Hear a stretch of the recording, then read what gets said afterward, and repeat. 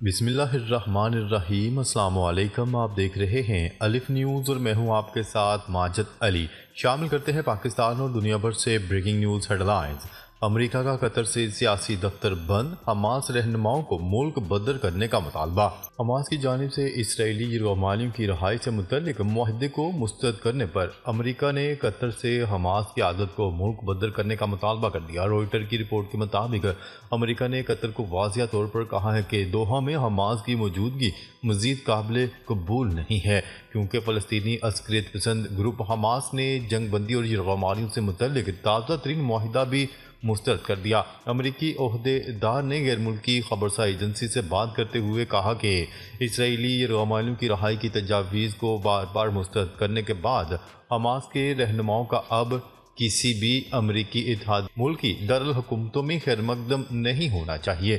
ہم نے ایک ہفتہ قبل یہ بات قطر پر واضح کر دی تھی کہ حماس کی جانب سے یرغمالیوں کی رہائی کی ایک اور تجویز کو بھی مسترد کر دیا گیا۔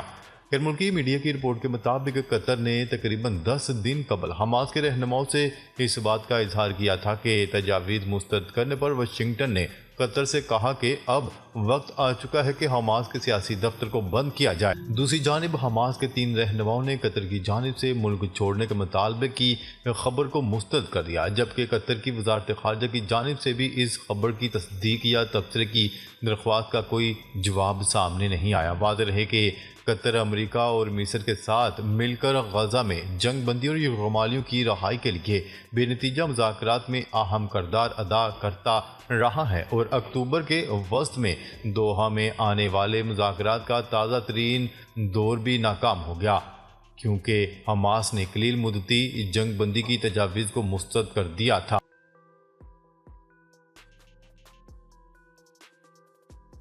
خبر کے اگلے حصے میں بات کرتے ہیں ایک اور امریکی بمبار طیارہ یورپ میں تعینات۔ غیر ملکی خبرساں ایجنسی کی رپورٹ کے مطابق امریکہ اب تک 3 B-52 بمبار طیارے یورپ منتقل کر چکا ہے۔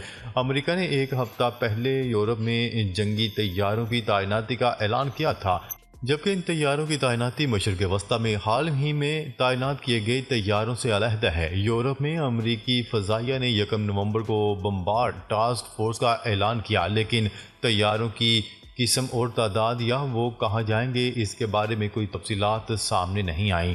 بمبار کئی ہفتوں تک نیٹو اتحادیوں اور شراکت داروں کے ساتھ مل کر ترتیب اور کام کریں گے۔ ایک امریکی دفاعی اہلکار نے air and space forces magazine کو تصدیق کی کہ ٹاسک فورس مالی سال 2025 کی پہلی B-52 بمبار طیاروں پر مشتمل ہوگی۔ 5 نومبر کو فن لینڈ کی فضائیہ نے برگسڈیل ایئر فورس بیس لا سے ایک B-52 کی تصاویر سوشل میڈیا پر پوسٹ کی، جو اپنے فائٹرز کے ساتھ تربیتی مشن پر پرواز کر رہی تھی۔ خبر کے اگلے حصے میں بات کرتے ہیں جنوبی کوریا نے شمالی کوریا پر GPS سگنل جام کرنے کا الزام عائد کر دیا۔ غیر ملکی خبرساں ادارے کی رپورٹ کے مطابق جنوبی کوریا کی فوج کا کہنا ہے کہ شمالی کوریا GPS کو جام کرنے کے لیے مسلسل سسٹم پر حملے کر رہا ہے، جس کے باعث متعدد شپس اور سویلین ایئر کرافٹ کے آپریشنز میں خلل پیدا ہوا۔ جنوبی کوریا کے جوائنٹ چیف آف اسٹاف نے خبردار کیا کہ شمالی کوریا کے GPS سگنل جام کرنے کی کوششوں کے دوران مغربی ساحلی علاقوں میں شپس اور ایئر کرافٹ آپریشنز میں احتیاط برتی جائے۔ جنوبی کوریا کے جوائنٹ چیف نے کہا کہ شمالی کوریا ایجو اور کیسونگ کے علاقوں میں GPS جامنگ اٹیک کر رہا ہے، جس کے باعث متعدد چھوٹے بڑے بحری جہاز اور سویلین ایئر کرافٹ کو اپنے آپریشن جاری رکھنے میں دشواری کا سامنا ہے۔ جنوبی کوریا کے عسکری حکام نے شمالی کوریا سے فوری طور پر GPS جامنگ اٹیک بند کرنے کا مطالبہ کیا۔ ایسا نہ کرنے کی صورت میں شمالی کوریا کو اپنے عمل کا جواب دینا ہوگا۔ جنوبی کوریا کے حکمران عہدیداران نے دعویٰ کیا ہے کہ 29 مئی سے 2 جون کے درمیان تقریباً 500 جہازوں اور سینکڑوں شپس کو شمالی کوریا کی مداخلت کی وجہ سے مشکلات کا سامنا کرنا پڑا۔ حکام کا کہنا ہے کہ اس حوالے سے اقوام متحدہ کی ایوییشن باڈی کو بھی شکایت کی گئی ہے، جبکہ انٹرنیشنل سول ایوییشن نے بھی شمالی کوریا کو اس عمل سے باز رہنے کی ہدایت کی۔ خبر کے اگلے حصے میں بات کرتے ہیں۔ اسرائیلی وزیر اعظم نیتن یاہو نے خفیہ ایجنسی موساد کو نئی ہدایات جاری کر دیں۔ اسرائیلی وزیر اعظم نے موساد کو بیرون ملک پرتشدد واقعات روکنے کے لیے منصوبہ بندی کی ہدایت کر دی۔ اسرائیلی میڈیا کی رپورٹ کے مطابق امریکی وزیر اعظم نیتن یاہو نے موساد کے سربراہ اور دیگر اعلیٰ حکام کو ہدایت دی ہے کہ وہ بیرون ملک پرتشدد واقعات کو روکنے کے لیے ایک منصوبہ تیار کریں۔ ایمسٹرڈیم میں ہونے والے یورپا لیگ کے میچ کے دوران اسرائیلی فٹ بال شائقین پر حملہ ہوا تھا، جس میں 11 اسرائیلی زخمی ہو گئے تھے۔ واقعے کے بعد اسرائیلی وزیر اعظم نے ایک بیان جاری کرتے ہوئے کہا کہ میں نے موساد کے سربراہ اور دیگر حکام کو ہدایات جاری کر دی ہیں کہ وہ نئی صورتحال کے لیے ہماری تیاری، الرٹ سسٹم اور تنظیم کو بہتر کریں۔ جبکہ عرب میڈیا کا کہنا ہے کہ اسرائیلی فٹ بال شائقین نے فلسطینی پرچم کی بے حرمتی کی تو جھگڑا شروع ہوا۔ کیا رہے کہ ایمسٹرڈیم اسٹیڈیم میں فلسطین کے حق میں مظاہرہ کرنے پر پابندی تھی۔ ایمسٹرڈیم اسٹیڈیم میں خاموشی کے اعلان پر بھی اسرائیلی شائقین نے عرب مخالف ترانے پڑھے۔ اسرائیلی شائقین نے ایمسٹرڈیم کے عرب ٹیکسی ڈرائیور کو تشدد کا نشانہ بھی بنایا۔ خبر کے اگلے حصے میں بات کرتے ہیں۔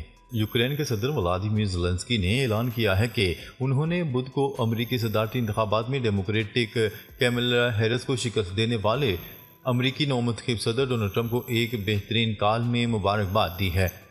اب اس کال کی کچھ نئی تفصیلات سامنے آ گئیں۔ دو باخبر ذرائع نے جمعہ کو خبرساں ادارے کو بتایا کہ فون کال میں 2 سرپرائز تھے۔ پہلا یہ تھا کہ اربپتی ایلون مسک بھی کال میں شریک تھے۔